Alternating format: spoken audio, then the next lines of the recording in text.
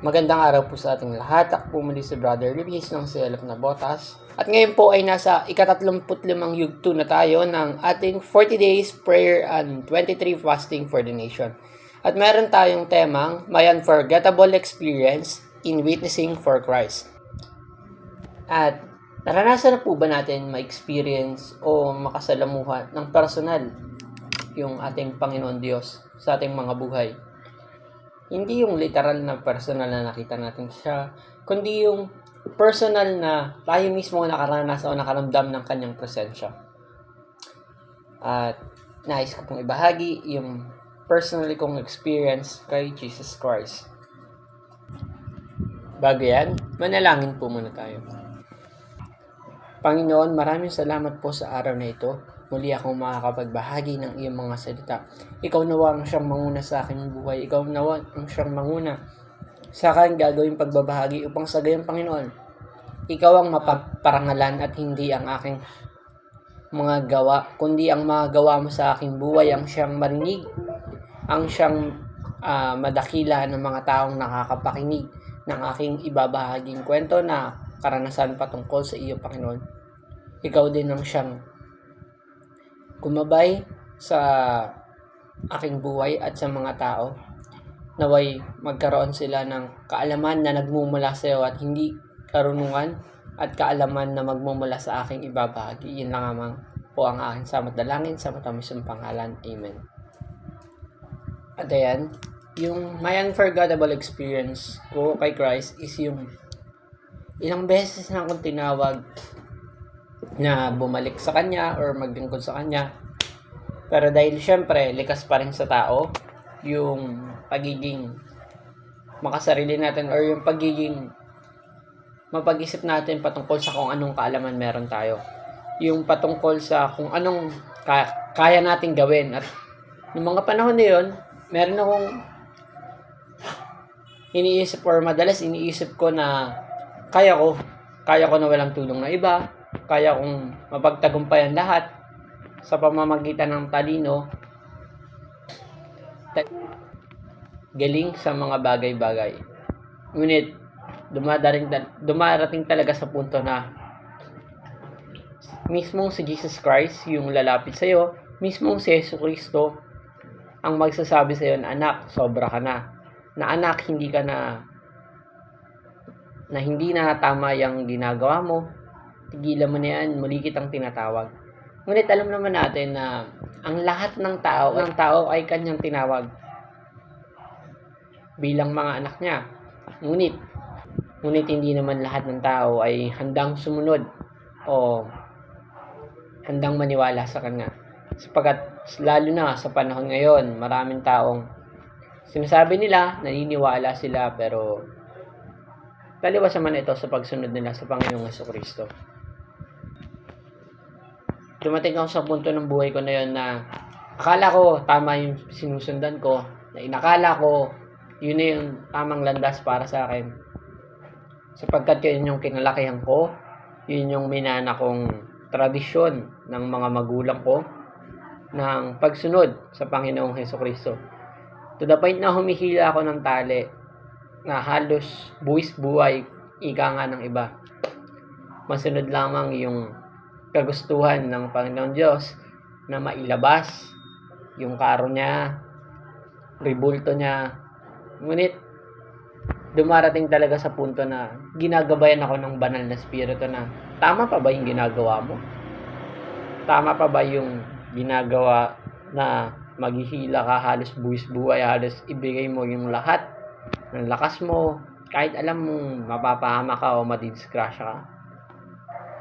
Hanggang sa isang araw, napagtanto ko na hindi na siya tama at may nabasa rin ako sa Biblia na huwag tayong sasamba sa Diyos-Diyosan.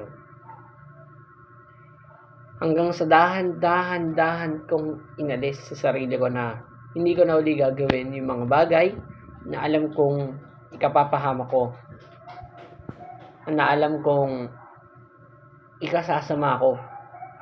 Kahit na alam ko namang magiging taliwas iyon sa tradisyon ng aking mga magulang at magiging talawas yung kagustuhan ko na hanapin yung katotohanan patungkol sa paniniwala kay Hesukristo. Hanggang sa dumating yung araw na marami akong nakilalang iba't ibang tao na nagsasabi sa akin na hindi tama yung ganyang gawain, hindi rin tama na talikuran natin o isipin natin sa sarili natin na walang Diyos, na lahat kaya natin dahil meron tayong talino, lakas, galing, na iniisip natin na minana natin sa mga magulang natin, na iniisip natin na pinaghirapan natin, na iniisip natin na pinagpagura natin yon, nag-aaral tayo mabuti, nagsunog tayo ng kilay, ginalingan natin yung bawat gawain na ginagawa natin. Pero mali pala, sapagkat walang ibang magaling kundi ang Panginoong Hesukristo, dahil siya ang nagbigay ng kung anong mayroon tayo ngayon. At nung sa punto na yon, napagtanto ko rin na nahanapin ko yung katotohanan na dapat kong kailangan. Andiyan na ilang beses akong sinubok ng kaaway, tulad ng pagsunod ko nung unang pag-attend ko or unang pagdalo ko sa gawain ng Diyos. Sinubok ako ng away sa pamaraan na andyan na antokin ako, andyan na tamarin ako. At bumabalik pa rin ako dun sa kinalakihan o kinagawi ang tradisyon na meron ako. Na makikinig ako sa mga sermon na halos wala namang patama sa akin, na halos parang hindi ako tinatama o halos walang pagkukorek sa ginagawa kong pagkakamali. At iniisip ko binibigyan ako ng swerte ng Panginoon Diyos sapagkat natatamo ko yung mga pangangailangan na kailangan ko. Tulad ng pamumuhay sa layaw, nakuha ko yung mga gusto ko, paglalaro ng computer, pagpunta sa iba't ibang lugar sa pamamagitan ng paglalaro sa computer. Naglalaro ka, babayaran ka, kikita ka ng pera. Hanggang sa punto na napagod na lang ako siguro na isipin na paulit-ulit na lang bang ganito yung buhay ko? Paulit-ulit na lang ba yung magiging takbo ng buhay ko? Papasok sa eskwela, uuwi, hindi mag-aaral, magko-computer. Pasok sa eskwela, uuwi, magko-computer. Pag-exam lang, mag-aaral ng konti, uuwi, magko-computer. Kontento na ba ako sa ganung bagay? Hanggang dumating sa punto na binigyan kasagutan ng Panginoon Diyos yung mga nagiging tanong ko, na ganito na lang ba ako? Ito ba dapat yung buhay na meron ako? At may mga taong akong nakakilala na nagsabi sa akin, ngunit akala ko sila talaga yung tao na yon, sila talaga yung kausap ko. Pero nung marinig ko yung tinig na nagmumula sa kanila o kung paano sila magsalita, ay isang boses, isang tinig na hindi maipaliwanag. Hanggang sa dumating sa punto na naging isa na ako sa naglilingkod sa Panginoong Hesukristo, na isa na ako sa nakikinig ng kanyang mga salita. At doon ko napagtanto na na-experience ko yung presence ni Jesus Christ. Na-experience ko na magsalita sa akin si Jesus Christ sa pamamagitan ng mga taong ginamit niya para ako makakilala. At matapos kong makakilala, at hanggang sa nakilala ko yung mga leaders ko, yung mga nagturo sa akin, maging ang pastora at pastor na nagtuturo sa amin na ano yung mga dapat naming gawin, mga dapat naming ibamahagi, mga dapat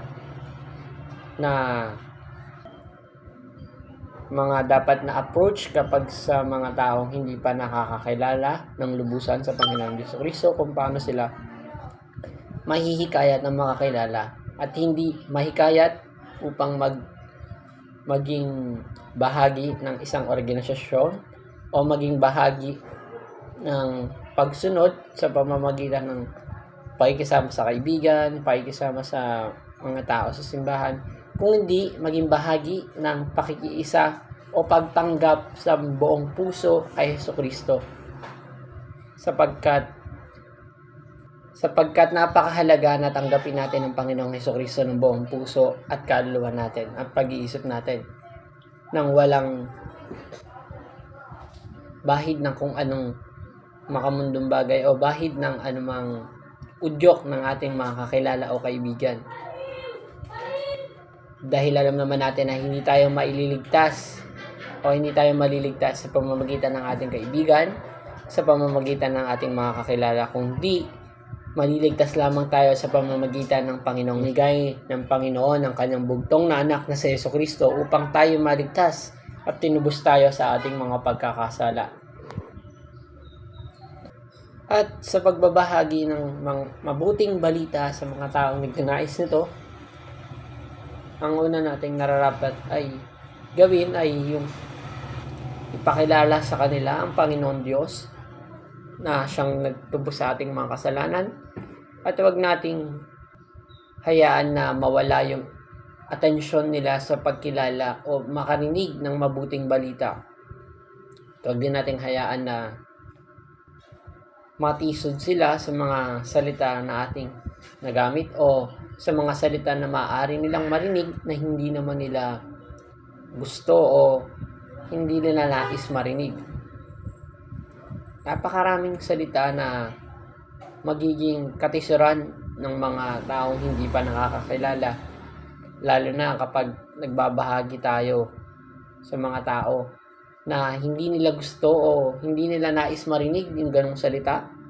Maaring yun yung maging dahilan o yun yung magiging point na gamitin sila ng kaaway upang hindi makarinig ng mga salita.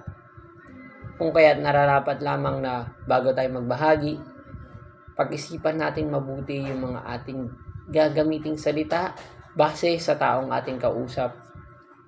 At manalangin tayo sa Panginoon Diyos na tayo gabayan at ang kadakilaan niya ang siyang maluwalhati at hindi ang ating karunungan kung paano natin ibabahagi ang kanyang salita, kundi ang kaluwalhatian ng Panginoon Diyos ang siyang magsasalita, ang siyang magbabahagi ng salita sa tao upang sa gayon siya'y makakilala at tumanggap sa ating Panginoong Jesucristo. Yun lamang po, marami pong salamat at ngayon ay tayo po ay tumungo sa pangwakas na panalangin. Panginoon, marami pong salamat sa araw na ito at muli ako nakapagbahagi. Naway tumimo ito sa matatabang puso nila ang mga salita mong siyang manguna sa kanila, Panginoon. Naway kapulutan nila ng aral yung mga salita na aking ibinahagi na at ikaw ang siyang madakila sa kanilang mga buhay at ikaw ang siyang manguna. Bigyan